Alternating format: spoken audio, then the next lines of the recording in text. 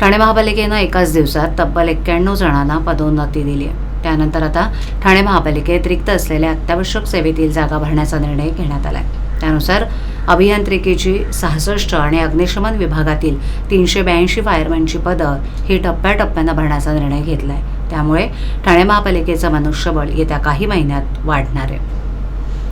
ठाणे महापालिकेच्या सेवेतून दरमहा 25 ते 45 कर्मचारी अधिकारी हे सेवानिवृत्त होत आहेत. त्यात आता मागील कित्येक वर्षांपासून पालिकेत कार्यरत असलेल्या कर्मचाऱ्यांचा पदोन्नतीचा मार्ग देखील रखडला होता. परंतु मागील 3 ते 4 महिन्यांपासून हा मार्ग मोकळा झाला. त्यानुसार आत्तापर्यंत 158 जणांना पालिकेनं पदोन्नती दिली. त्यानंतर मागील कित्येक वर्ष रखडलेला भरतीचा मार्ग देखील आता मोकळा झाला. आकृतीबंध मंजूर झाल्यानंतर आता पहिल्या टप्प्यात अभियांत्रिकीची, अग्निशमन दलातील महत्त्वाची मानली जाणारी फायरमॅनची पदं भरण्याची प्रक्रिया अंतिम टप्प्यात आली आहेत. पालिकेत आजही कार्यकारी 5, उपअभियंता 7, कनिष्ठ अभियंता 77 आणि कनिष्ठ अभियंता 2 अशी 66 पदं रिक्त आहेत. त्यात मागील महिन्यात शहर विकास विभागातील वरिष्ठ अधिकारी सेवानिवृत्त झाले होते. त्यानंतर त्यांचा कार्यभार कार्यकारी अभियंत्यांच्या खांद्यावर आलाय.